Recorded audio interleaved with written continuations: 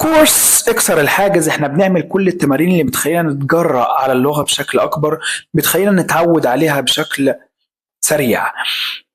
هلو، أنا سيف الله وأنت بتسمع سلسلة كل 6 شهور لغة، والنهاردة الحلقة الثالثة من كورس اكسر الحاجز. النهاردة هديك تمرين مهم جدا جدا جدا في انك انت تبدأ تتعرف على اللغة الإنجليزية كمفردات مركبة، كجمل بسيطة، تبدأ انك انت تاخد على اللغة تتصاحب عليها.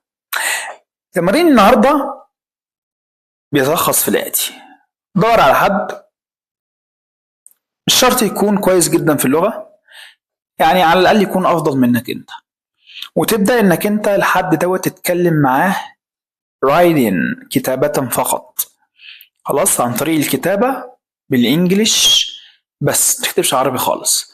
طب افرض هو بقى يرد عليك بجمل صعبة انت ما خدتش منها حاجة خالص، كلمات انت أول مرة تسمعها، مفيش مشكلة انك انت تستخدم الترجمة عادي خالص. المهم انك انت من النهاردة لمدة 10 أيام لحد الحلقة الرابعة من الكورس دوت إن شاء الله، كل يوم تفضل تتكلم مع الشخص ده بالإنجليش، الكلام العادي بتاعكم اللي انتم متعودين عليه ولكن بالإنجليش. ده كفيل يخليك تاخد على اللغة.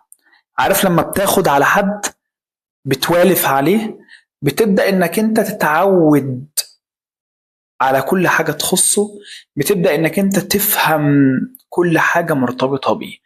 هو احنا بقى بنعمل الحركة دي علشان ناخد على اللغة بالشكل الجميل دوت. اتمنى انك انت تكسر الحاجز المرة دي صح، وما تخافش. السلام عليكم.